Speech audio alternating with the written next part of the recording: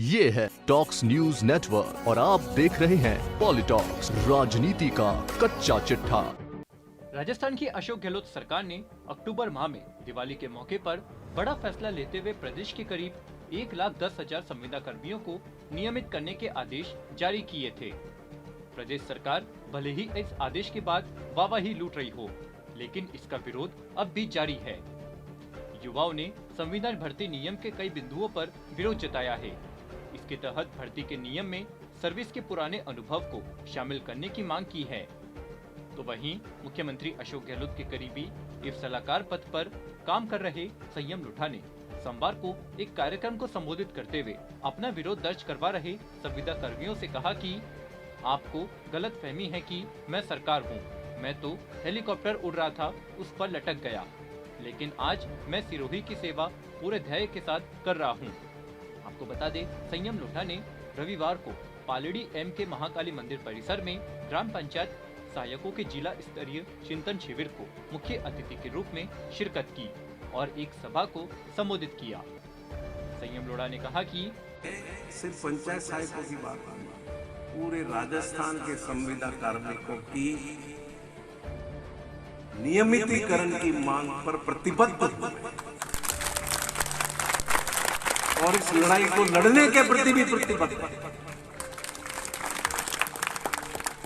और इस बात के लिए पूरा दबाव बनाएंगे कि आपने चुनाव में वायदा किया है तो आपको पूरा करना है। कोई हम भीख नहीं मांग रहे हैं।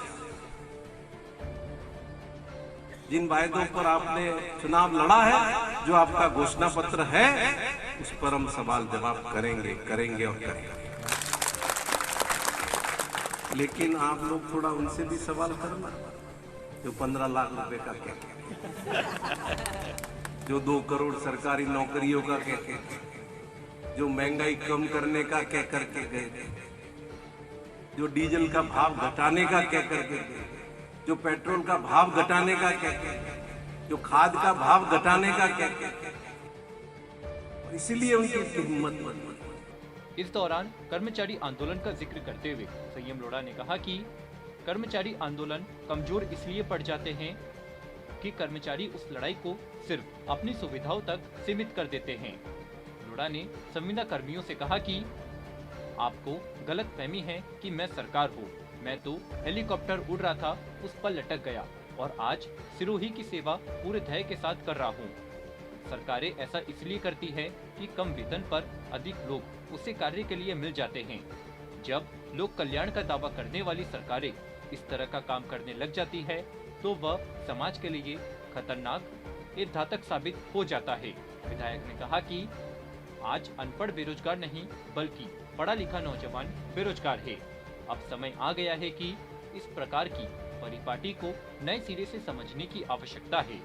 इस दौरान संयम लोढ़ा ने संविदा कर्मियों से आह्वान किया कि जहां आपको गलत दिखे, उस पर अपनी प्रतिक्रिया अवश्य दे और उसका विरोध करे। मैं भी लोगों के हक के लिए कार्य करता हूं और जहां भी मुझे गलत दिखाई देता है, उसका विरोध अवश्य करता हूं।